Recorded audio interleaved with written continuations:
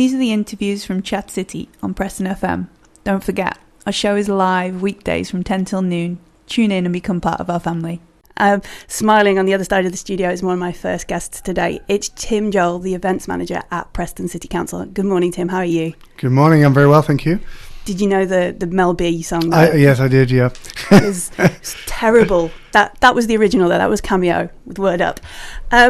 So, events. We're going to talk about what's happening over the summer, hopefully find out some really cool things that are going on. But there's one or two things that I wanted to kind of put Tim in the hot seat about, first of all. Recently, a music festival that was supposed to be taking place on Avon Park has been cancelled, and this was called Prestival 2014. Now, there's been a bit of confusion. I'm not sure. What involvement did you have with Prestival? Well, the council gets approached by many different people who want to organise events and use various council land, being our parks or the docks area, and Prestival was one of those. We received an application back in I think actually probably the end of or the beginning of 2013 actually, from the organiser, proposing a large scale event in the region of 20 to 30,000 attendees, a ticketed event, around £65 a ticket over a weekend. Obviously an event of that size and scale requires a lot of planning, a lot of skills, a lot of experience, and of course a budget to go with that. And in order to progress an application of that scale, the council would need to be reassured that any organiser has those things in place to successfully and safely deliver an event of that size. And the application is still open, and we're obviously still willing to work with the organiser of Prestival, or of course any organiser who wishes to bring an event of that size or scale to the city, and we will offer not necessarily financial support, but we will offer what support and resources that we have available to bring events into part of the event programme for the city. So it was never really a Preston Council event, it was always a third party? It was. Yeah, certainly not a city council event. We were approached by an organiser who applied to use Avon Park. At the time the application was made, Avon Park was available. Subsequently, drainage works have been let on Avon Park.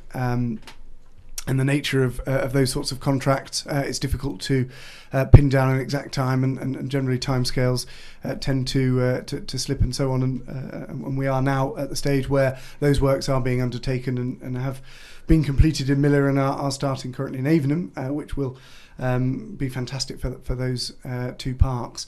So Avon Park obviously isn't available for large scale events this summer, hence why the carnival took place on Moor Park recently, which was a great success. So our other sites that we do have available that are licensed, Moor Park being one of those, Ashton Park being another, are obviously available for events as well. So yes, it wasn't a council event, and we've actually not formally been told that the events application is closed for this year by the organiser, but obviously that decision has been made this time round. And just to be a bit doom and gloom, sorry, we'll do this first and then we'll talk about everything else. Riversway Festival that took place last year is now not happening again this year. Was purely another third party event, or was that part of the council as well? Well, there's a bit of confusion around this, and obviously the press headlines like to sensationalise.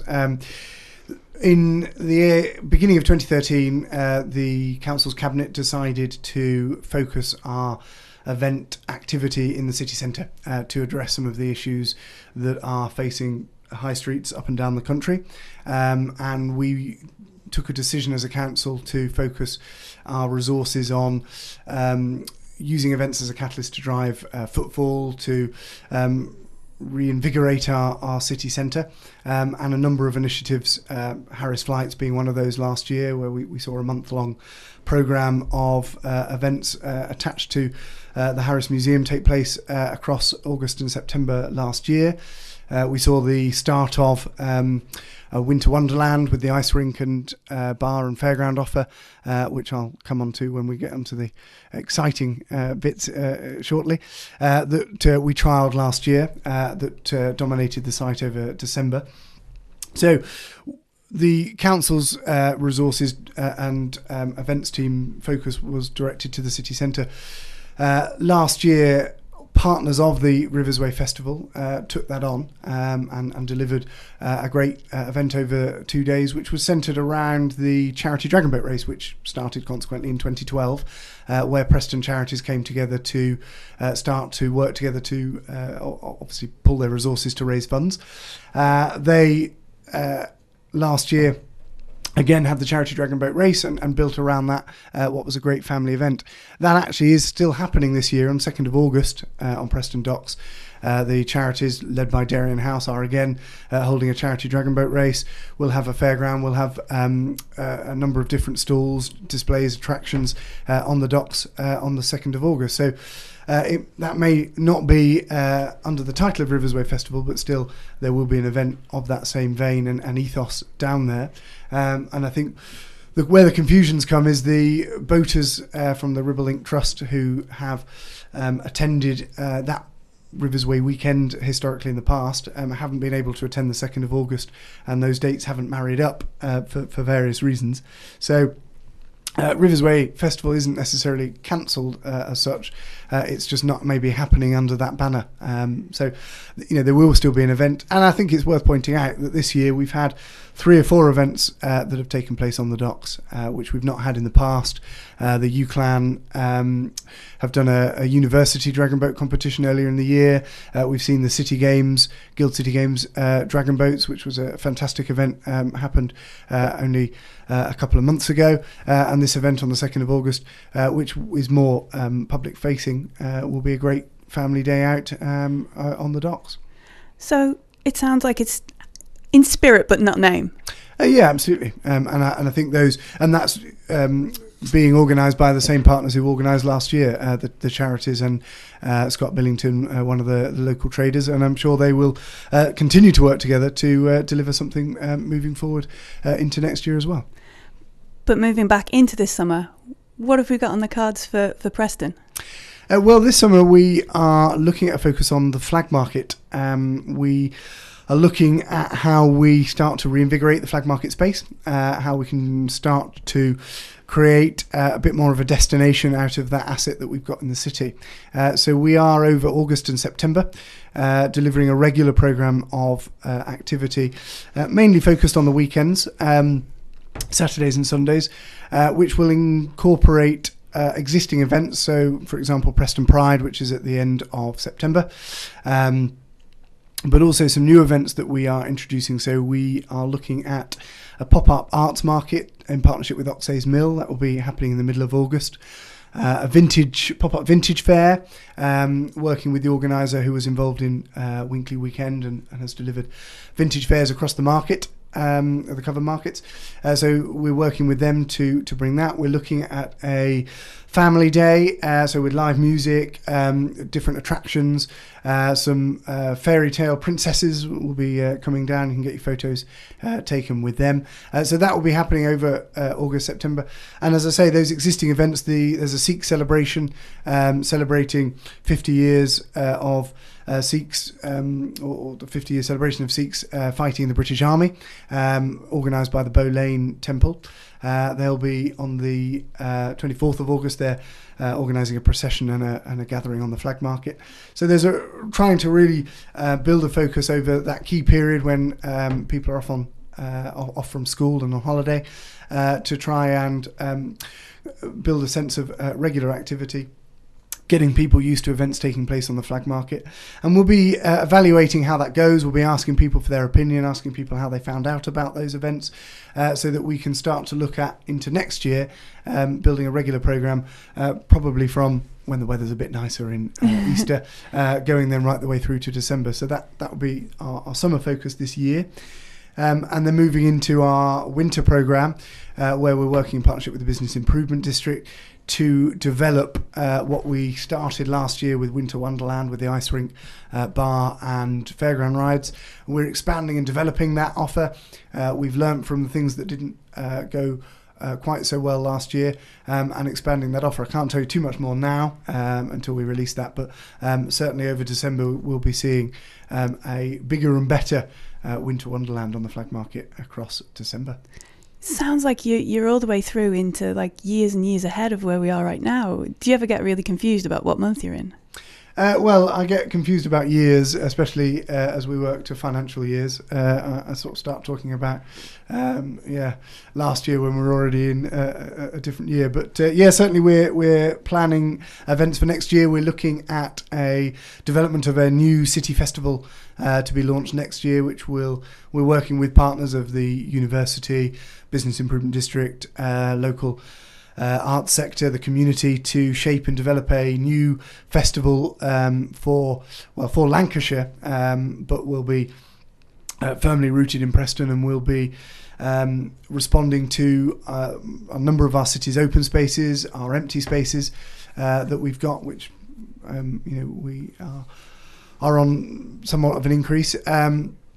And our venues that we have in the city. So we'll be looking to engage with the new owners of the Guildhall, Corova Cafe, Continental, Mad Ferret, and so on, and bringing those in together to create a festival programme. And that's, as I say, in development now for a launch really in January 2015 to launch that festival. And looking likely to take place in sort of August, September, but we don't know the dates yet. That will be decided by those partners as we start those vision sessions coming up. So that's a really exciting addition to the programme next year. And of course, that will be in addition to, again, our Christmas programme in 2015, our egg rolling again, and of course a new focus on the Flag Market that we're trialling this year. Amazing. Obviously, the Guildhall has been a big feature with what's going on. And one of the things I know Huey, the regular host of Chat City, is very interested to find out is how we're going to invigorate and revive sort of evening trade and evening events in Preston City Centre. Has anything gone from your department into that? I think it's a long-term strategy, really, and a long-term approach. It's very difficult to get some quick wins, I think, with an evening market, but certainly with a more coordinated approach to the Flag Market, to the Guildhall and new owners with that, with the plans that have recently been announced in the press will start to, I think, reinvigorate that great asset in the city. And of course, there's always ongoing conversations about planning developments and so on, and how we might attract different users into empty spaces, so former post office on Burley Street and so on.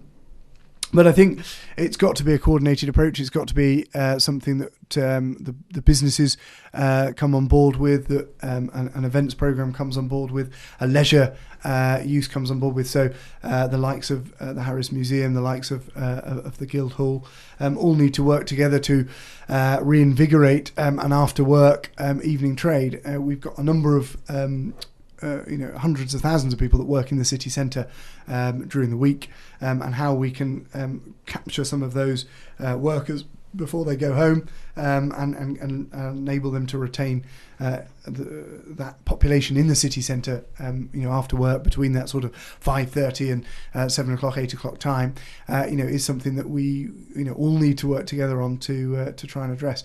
And I don't think there's going to be one quick, easy solution to achieve that. Again, it's another thing where you're thinking 10, 12 months ahead of what you're actually doing right this moment.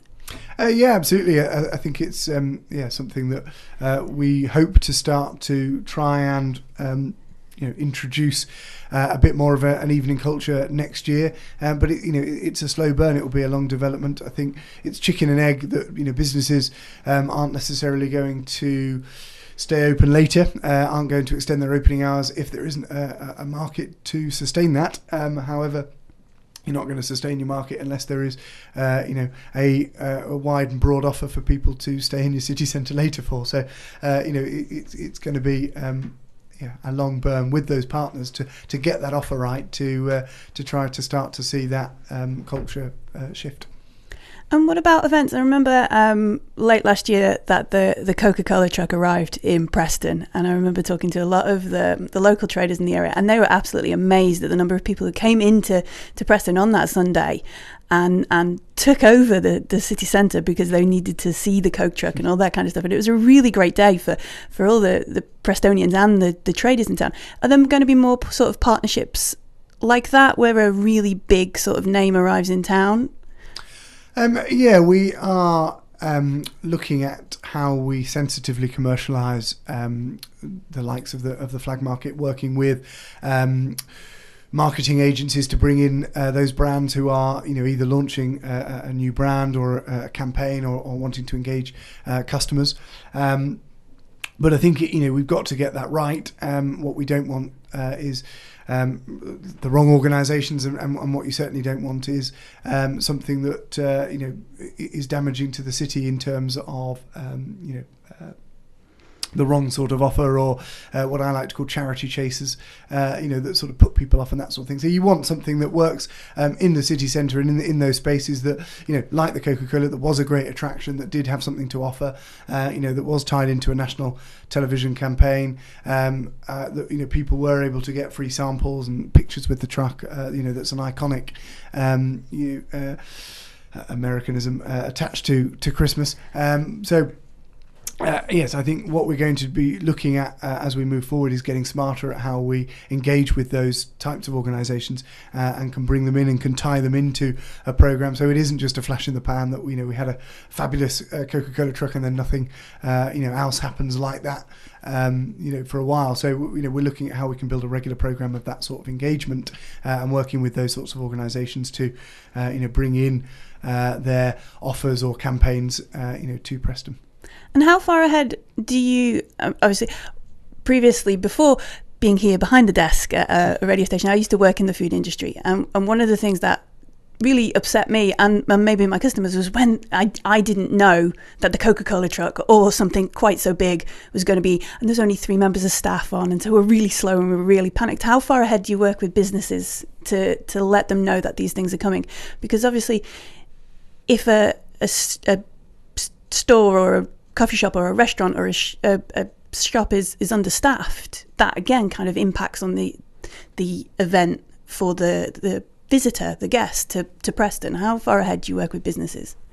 Yeah, no, absolutely. I think it's sort of again a sort of ongoing process. Really, we work very closely with business improvement district that represents many of the city centre businesses.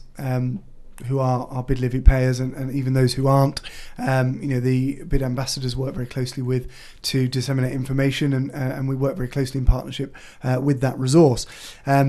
We also would notify businesses to let them know, especially of road closures and that sort of information. But generally, that information would go out sort of a week, 2 weeks before, because generally letters into stores get misplaced, get lost, go to the wrong person, all of those sort of things that we're all aware of. And there's obviously always businesses that claim that they never knew anything about it and didn't have any warning and those sorts of things. So I think, as I say, it's got to be a partnership approach.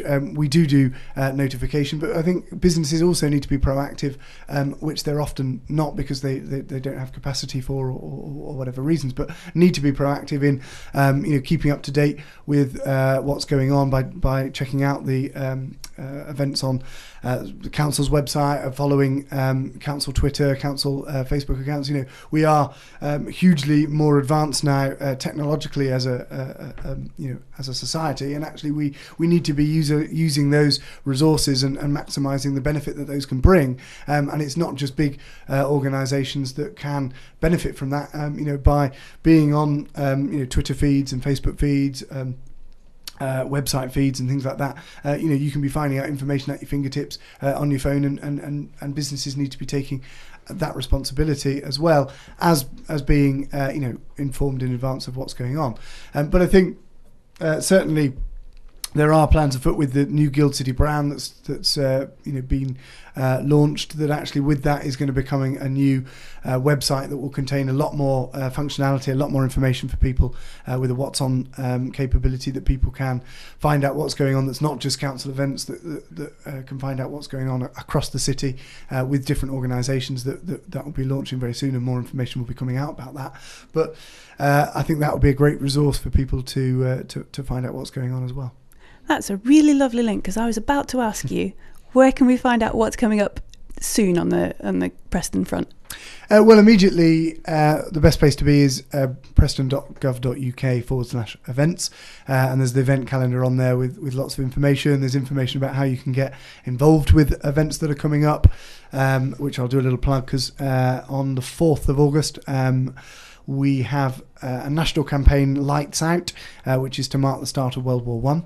Where towns and cities across Britain and across Europe are being asked to turn their lights out of their public buildings and keep one light lit in memory of marking